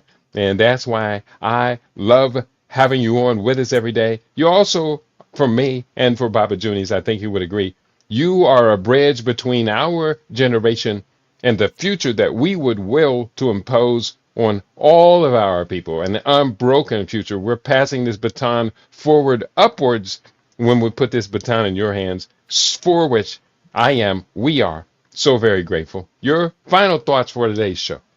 Well, Ashe and Asante Sana, very, very much. I humbly receive that baton. And if I am brilliant, then it's only because I've learned from the best of the best, the brothers that are on the vanguard, the tip of the spear. And that obviously includes you two Babas, who I have learned so much from over the years, and will continue to emulate and lift up and support. And so I will just end with a proverb which says, whoever can't endure a cup full of deprivation cannot enjoy a pot full of wealth. So let us stay focused and keep hope on the table. The battle has not been lost yet. I say Very wise and perfect proverb. Baba Junius, your final thoughts for today's show? Let's say to you, don't be ashamed or don't be reticent about asking for help. No one can accomplish great things by him or herself. So keep that in mind as you plan to make your plans to go to Ghana. Awesome. Yeah, we're unbridled. We have wonderful ambitions. Yet then again, ambitions in this day's world, in Urugu's world, ambitions most of the time will have a price tag to them. The price tag may not be necessarily equivalent or commensurate with what we get out of it, but you got to pay to play, and we do want to play. So on that note, I think we've touched on everything. I think today was a good day. I didn't even have to use my AK, as Ice Cube would say. I'm going to ask everyone, if you would please, I put the link to the fund drive, Kitty's Ghana Mission, Festac, and beyond. I put that link up in the chat section on Rumble for today, and I'm going to encourage each and every one of you to do your best to check it out. I did put it also on the YouTube page. I want to thank all of you who have been contributing to today's show. Last word I'll put up, I'm going to read this statement from Stray Godzilla. He says, the human race is going to farm itself. Now, that's a pretty interesting statement. What does that mean? Well, What does that mean? you got till next week to figure it out and report to us back here on the mastermind of what was Stray Godzilla talking about. The human race is going to farm itself. So on that Okay. note, I want to thank you all for tuning in today. I don't know what it meant either, Judith. The I want to blackest thank you soil. all. Yeah, the blackest soil. We're going to farm itself. In fact, let's take it as positive. It means he's talking about the blackest soil. Africa can feed the world. And that is a beautiful thought. It's a beautiful thing. And on that note, we are done with today's program. I want to thank you all for tuning in to your favorite. We aim to be your favorite. We are LAB Radio. We are LAB TV. We are livinginblack.com. Tell your friends to tell their friends that we have our own now. And you know something? We're very proud of what we got. We're very proud of where we've gone. And we're very, very proud of all of you for being a part of your LAB Radio family. Peace and prosperity to each and every one of you. We'll see you next week.